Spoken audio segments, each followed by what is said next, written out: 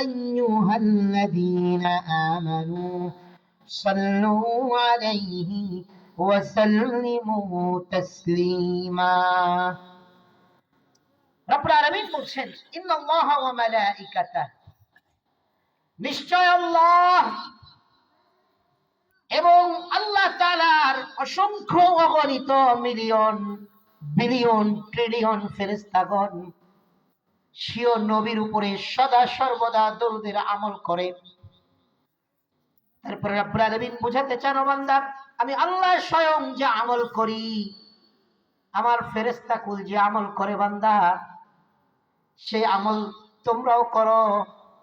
ইয়া আইয়ুহাল্লাযীনা আমানু সাল্লু আলাইহি ওয়া সাল্লিমু তাসলিমা।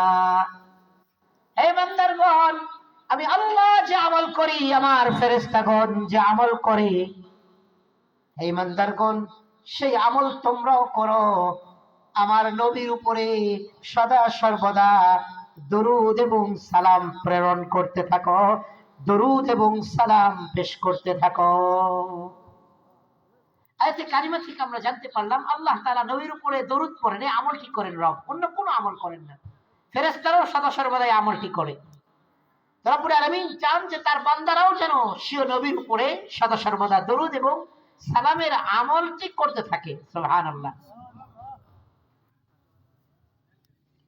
দরুদের ফজিলত বলতে গেলে, গুরুত্ব বলতে গেলে আমরা দু তিনটা কথা বলে, আমরা এটা আজকে মূল আলোচ্য বিষয় এটা নয়, আমার জাস্ট একটা আমলের জন্য বলা, যেন আমাদের আমলটা ইমপ্রুভ হয়, আমরা যেন একটু বেশি করে আমল করতে পারি। নাম্বার 1, রাসূল আরবি সাল্লাল্লাহু আলাইহি সাল্লামের তার জীবদ্দশায় তার একটা স্পেসিফিক স্পেশাল আমল ছিল। তাকে যদি কেউ কিছু হাদিয়া দিতেন, তিনিও বিনিময়ে তাকে কিছু হাদিয়া দিতেন। সুবহানাল্লাহ বলি। উপহার দিতেন, গিফট করতেন। এটা তার চিরাচরিত অভ্যাস ছিল। যদিও আমরা ওলামায়ে কেরাম মানুষকে হাদিয়া দিতে পারি না, কি বলেন?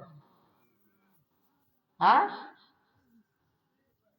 আলেমরা হাদিয়া দেয় না মানুষকে? কথা বলে না। শুধু জনগণ আলেমদেরকে হাদিয়া দেয়, আলেমরা কোনো হাদিয়া দেয় না। আহারে, হাদিয়ার অর্থই বলে নাই। আলেমরা যে হাদিয়া দেয়, আজকে আমরা সাধারণ যারা আছি, আমি সহ আমরা যারা আছি, যত নেকি করি কার ওসিলাই করছি? আলেমদের ওসিলাই না? এ ভাই, আমি যে দরুদের ফজিলত বলছি, এটা তো আমি আমার কোন ওস্তাদ আলেম থেকে শিখেছি, তাই না? তো আমি যে আপনাদেরকে বলছি, আগে যদি না শুনে থাকেন, তো আমার এই বলাটার দ্বারা আপনারা শুনছেন, আজকে থেকে যদি আমল শুরু করে দেন, তো আমি বলার দ্বারা আপনি শুরু করলেন আমল, আমি নেকি পাবো না? পাবো না? আপনি আমল করলে ইনশাআল্লাহ জান্নাত যাবেন না? যাবেন না? তো আপনাকে ওলামায়ে কেরাম এমন হাদিয়া দিলেন, যে হাদিয়ার বিনিময়ে আপনি জান্নাতে চলে যাবেন। এটা কি হাদিয়া না? হ্যাঁ, যার যেটা আছে সে তো সেটাই হাদিয়া দিবে। ভাই, আপনার পুকুরে মাছ আছে আর আপনার গোয়ালে গাভী আছে, তো গোয়ালের গাভীওয়ালা সে দুধ হাদিয়া দিবে না? যার গোয়ালে গাভী নেই, তো সে কি করবে? পুকুরে মাছ আছে, উনি মাছ হাদিয়া দিবে।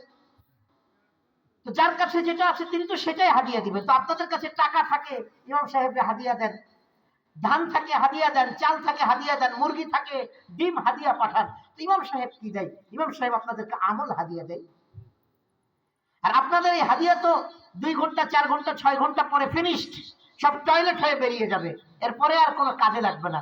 কিন্তু ইমাম সাহেবের এই হাদিয়া নিয়ে যদি আপনি গ্রহণ করে আমল করতে পারেন, তো এই হাদিয়া আপনাকে এই মাটির দুনিয়া থেকে জান্নাতে পৌঁছিয়ে দিবে। তো আলেমরা হাদিয়া দেয় না? দেয় না? হাদিয়া এক একজন এক এক রকম দিতে পারে, যার কাছে যা আছে।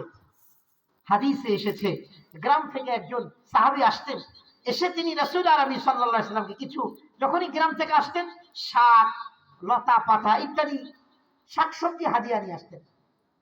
রাসূল আরবি সাল্লাল্লাহু আলাইহি সাল্লাম কি করতেন? তাকে তিনি ফল ফ্রুট হাদিয়া দিয়ে দিতেন। তো শহরে তো আর অ্যাভেলেবেল শাক পাওয়া যায় না, ফল পাওয়া যায়।